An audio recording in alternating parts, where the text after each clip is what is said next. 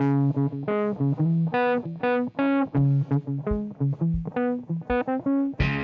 there, welcome to the Wildcard Show. My name is Kyle Massa. Today on the show, we have lights in my eyes from the ring light here and my glasses. But more importantly, we have a demon horse from the new Magic set. So let's get into it and talk about Excava the Risen Past. So here we go. All right, look at that. Okay, so Excava, the Risen Past, is a card that I just wrote about for EDH Rec. You might know me from there, write articles there, and I have for quite a while now. And so I wrote about Excava, and I just submitted the article today. So I kind of wanted to talk about this commander a little more right now on video. So partially this is this is a personal vendetta, is how I described it in the article. In my article, I predicted, my gimmick is I do the over-under. I predict how popular commanders are going to be after a year, and the line is always 1,200 decks on EDH Rec. So I said over for Excava, and currently Excava, as of this morning, has 331 decks. So long way to go. Plenty of time, but still, I'm trying to pad the stats here a little bit, honestly. So maybe I can inspire you to build some decks with this commander to, help me out and help out my percentage. I would appreciate it. But beyond that, I actually do think that people are sleeping on this commander a little bit. I get it. It's kind of the secondary commander in this Lorehold commander deck. But at the same time, it's got a lot going for it, right? So let's read it first. So Excava the Risen Past is 2 red and white for a legendary creature, Spirit Horse, flying in haste. It's a 3/3. And whenever Excava attacks, return up to 1 target artifact, creature, or non-aura enchantment card with mana value 3 or less from your graveyard to the battlefield with a finality counter on it. It's a 1/1 spirit creature with flying in addition to its other types.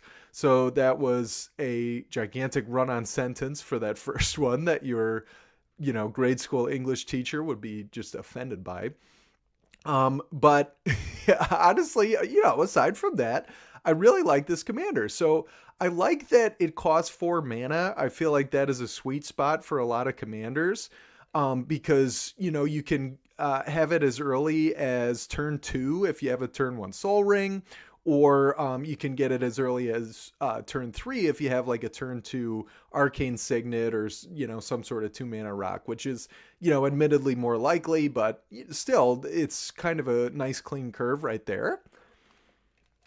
And also, since Excava does have flying in haste, if you can get one of those prerequisite artifacts, creatures, non-aura enchantments that cost 3 or less into your yard before you play Excava, then you can cast it, attack, get it back already, and you've already got a bit of a train rolling there, which doesn't really work with horses. Horses can't really pull trains or ride on trains, but we'll go with it. So, as I mentioned, that's what Excava cares about. Creatures, artifacts, non-aura enchantments, which is, not clunky phrasing at all. So, let's go through category by category and kind of look at some of the ones that you're going to want to include in this deck. So right here, I've got 3 creatures for you, starting with White Mane Lion, which is 1 and a white. For a creature cat with flash, it's a 2/2, and when it enters, you return a creature you control to its owner's hand. This is not a good card, and you might be like, why is this, topping the list here? Well, we got to start somewhere. Number 2, I love cats, so it's a cat. But number 3, this is an instant speed way to protect our commander. It also costs 3 or less, so it's something that we can get back with Excava. And you'll find that the third most important factor that this card has going for it and that a lot of cards that we talk about today are going to have, is that they can get rid of those finality counters. So remember, when Excava brings stuff back, it comes with a finality counter. And I guess I didn't specify what that means. It's basically a counter that says, if this creature would die, you exile it instead. But it's a counter. So if you blink a creature with that counter on it, if you, with White Mane Lion, return it to your hand, if you remove the counter some other way, then the creature can die and go into the graveyard where Excava can get it back again. So that's kind of a neat little interaction there, and that's why we're kind of so interested in that effect. As you'll see, there are a lot of cards in the deck that can get rid of those finality counters. So then we have Selfless Spirit, which is 1 and a white for a spirit cleric creature with flying, 2/1. Sacrifice this creature. Creatures you control gain indestructible until end of turn. So I think that one's pretty obvious. Number 1, it protects you from board wipes. Can protect Excava from targeted removal. And of course, number 2, the spirit puts itself into the graveyard where Excava can get it back and do it again. And finally, we have Felia, Exuberant Shepherd. So we had a cat, now we have a dog. We're even here. We got 1 and a white for a 2/2 legendary creature dog, Flash. And it's got a lot of text. When Felia, Exuberant Shepherd enters exile up to 1 other target non-land permanent, at the beginning of the next end step, return it to the battlefield under its owner's control. If it entered under your control, put a +1/+1 counter on Felia. So this is from Modern Horizons 3, which is pound for pound, maybe it's certainly one of the most powerful sets ever printed. Maybe the most. I mean, you see even like commons, kind of reshaped Pauper. A lot of the common cards from that set you will actually see in Commander. Like the set is that good. So Felia was in that set, and I feel like, me personally, I didn't really think much of the card. I'm pretty sure I gave it an under in my MH3 review, and I just wasn't that impressed by it. Excuse me. After playing it, the card is excellent. Most often, like I've played it in the Arena Powered Cube, and it just has so much utility because it comes in at instant speed. It can actually just execute tokens, essentially. It just eats them up, right? Because you attack, you exile the token, a token's gone. It doesn't come back. You can also notably remove counters from creatures. So if an opponent has a creature that they stacked a whole bunch of +1/+1 counters on them, you can reset it, which is great utility. In our deck, of course, what we're going to do is reset those finality counters. And then you can also do stuff like, exile your own stuff to put counters on it, because the last line says if it comes in under your control, you get a counter with it. So there's actually like so much you can do with Felia, and it's a really awesome creature. And the last thing I want to mention too is that I learned this from the Arena Cube. It has a really nice combo with Containment Priest, which I don't have up here, but it's also 1 and a white for a 2/2 with Flash. And it says basically if a creature would enter the battlefield and it wasn't cast, it's exiled instead. So the idea with Felia is you can exile any of your opponent's creatures, and then on the end step, Felia says, okay, bring that creature back, but Containment Priest says, nope, that card's exiled instead. So you can just straight up exile your opponent's stuff. So you do have to be a little careful because it'll do the same to yours, but it's a really sweet 2-card combo. Okay, so those are the creatures. These are the artifacts. So first we've got Darksteel Ingot, which you probably know. It's just 3 generic for an artifact. It's indestructible, and it taps to add 1 mana of any color. So this card used to be like all the rage in EDH.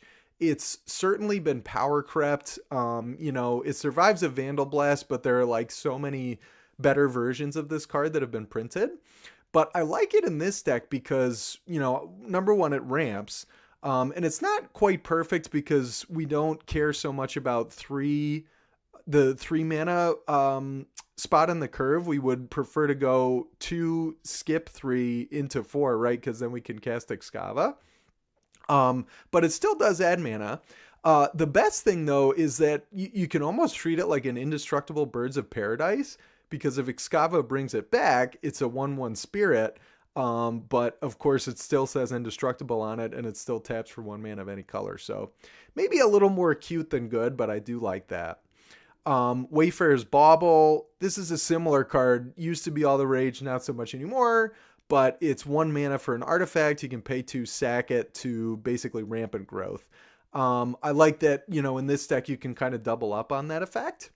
And then, of course, there's Desecrated Tomb, which is 3 mana for an artifact. Whenever 1 or more creature cards leave your graveyard, you create a 1/1 bat. So note that it is creature cards. It's not any card leaving your graveyard. So that does kind of diminish the utility a little bit in this deck. But it still, can essentially double up on some of those 1/1 flyers coming back. So that's pretty cool. Okay, so I'm like losing my breath here. Going so fast. I'm trying to speed up the videos a little bit because I noticed some of them were a bit longer. So let me know what you think, if you like the longer ones, if you like this one that's a little shorter where I'm, running out of breath and I might pass out halfway through. Let me know if that's entertaining to you. Okay, so enchantments. We've got Touch the Spirit Realm, which is 2 and a white for an enchantment. And it's basically your standard Oblivion Ring, right? It exiles an artifact or a creature until it leaves the battlefield. But it also has channel, so that's 1 and a white. You can discard it to blink something. So obviously, again, that works with the Containment Priest I mentioned, where if you blink something and then you play Containment Priest, so specifically you would want to blink one of your opponent's somethings, it would not come back as long as Containment Priest is around. And now Touch the Spirit Realm is sitting in your graveyard because you channeled it, and you can bring it back with Excava to exile something else. So that's pretty cool, and that's why I like it here. Then we have Fable of the Mirror Breaker, which, breathe deep because this has a ton of text. It's 2 and a red for a saga. So chapter 1 is you create a 2/2 Goblin Shaman creature token with, when it attacks, you create a treasure. That was chapter 1. Chapter 2, you can discard up to 2 cards and then you draw that many. And then chapter 3, you flip it over, and I'm doing this from memory because I don't have it up on the screen. But it basically becomes a 2/2. You can pay 1, tap it to copy, I think, a non-legend until end of turn. You create a token that's a copy of a non-legend.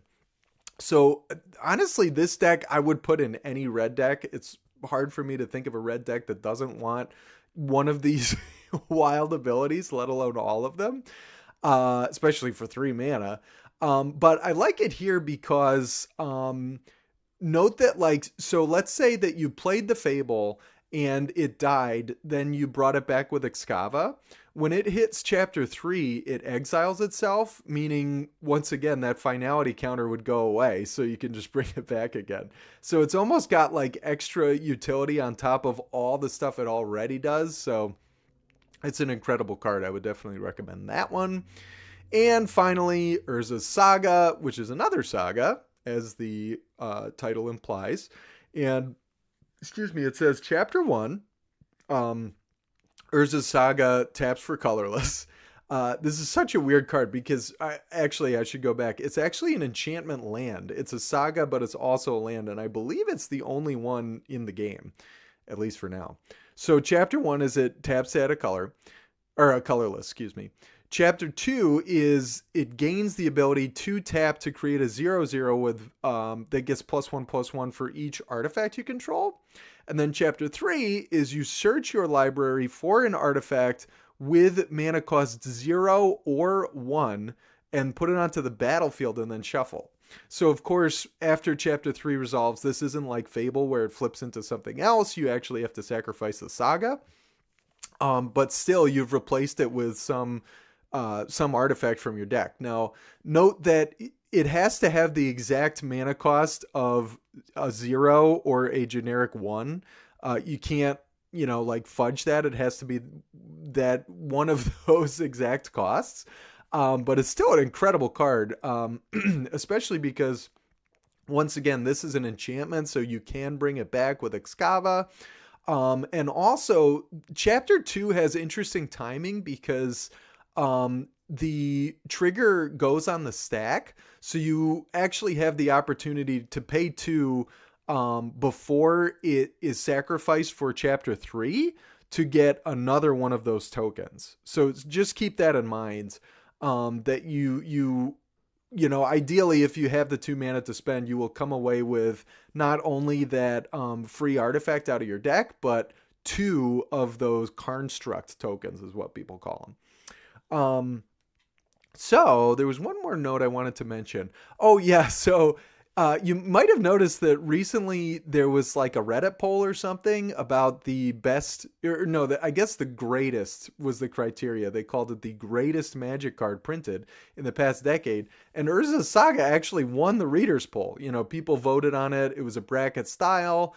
And Saga beat, I think, Luris in the finals. So that was just kind of an interesting note. I'll see if I can link that in the show notes in the description. But I would kind of quibble with that, but hey, I mean, it's an outstanding card, and you know, the more I think about it, maybe I don't. The card's just kind of absurd. So, all right, and finally, we've got some other stuff. The 3 I've got here: Fear of Missing Out, for starters, is 1 and a red for a 2/3 enchantment creature Nightmare. When it enters, you discard a card, then draw a card. And it has Delirium, which is one of my favorite mechanics of all time. So basically you have Delirium when you have 4 or more different card types in your graveyard. So that's like enchantment, creature, artifact, land, all that good stuff.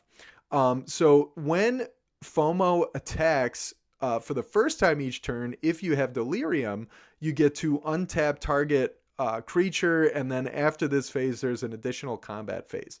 So why do we care about extra combats? Well, if we look back at Excava, we see that our horse triggers on attacks, right? So this is a great way to get multiple triggers and bring back multiple permanents from the graveyard. Not to mention that Fear Missing Out, you have to discard a card when it enters. So you could discard something and then attack with Excava and immediately bring it back. And if you have Delirium, you get to do it again. So that's pretty cool. Pretty nifty little combo there. Then we also have Reconnaissance. So this is an old card from Exodus, I think, is that set. So it's 1 white for an enchantment, and you can pay 0 to remove target attacking creature you control from combat and untap it. So this is just a bizarre card, and you might read this and be like, why would I ever want this? I think the idea was that like it protects you from combat tricks and limited, but you know, and I'm sure it has other uses as well. But at least in this deck, the idea is that you can attack with Excava, and you can make any attack you want, even a jump attack, because you can just use Reconnaissance to take it back. But you still get the attack trigger, and you still get to bring something back. That is a note about this deck as well, is that people might get a little annoyed because you have to attack to get any value off your commander. So people might get annoyed that you're like chipping at them, and even though it's only 3 damage at a time, they might be like, why are you attacking me?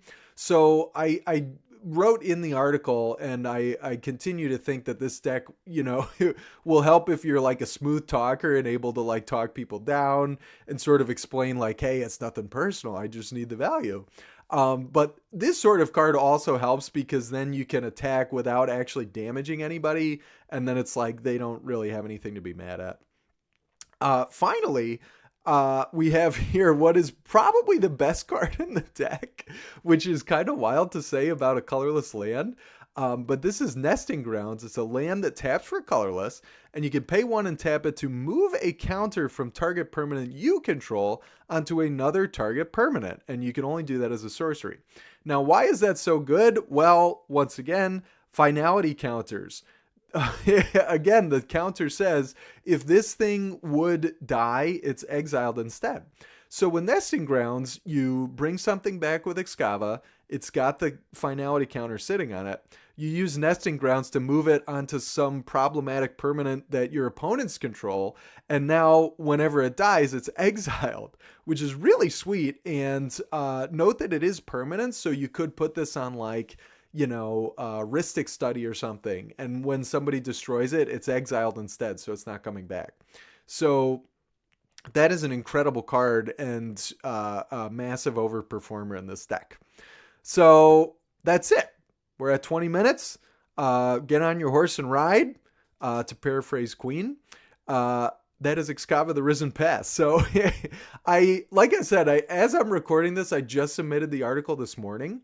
And I'm hoping to put this video out soon. So I think that the video will come out before the article does, but at any rate, once the link is out, I will certainly link it here so that you can read it. I go into way more depth about some other cards in the deck and some other card choices, and there's even like a sample deck list there too. So we've got that. I also do have an affiliate code with Mana Pool. So if you want to buy this whole deck, once you see the deck list, you can do that on Mana Pool, which is really cool. They're the place that I get all my cards online. So if you check out the affiliate code, it just lets them know that I sent you, and I would really appreciate it. And of course, finally, I am also on Substack. So I write articles weekly there. I post some of these videos there. I post random thoughts there. So if you want to support me, it's sort of like a Patreon, where you can sort of give monthly and you get extra stuff for doing so. And of course, you get my gratitude. And actually, one more thing you get is a card in the mail from my personal collection. I will send you a card. It might even be Excava. So anyway, that's Excava. I'm Kyle. This is Wildcard MTG. Thanks so much for tuning in, and I will see you next time. Bye-bye.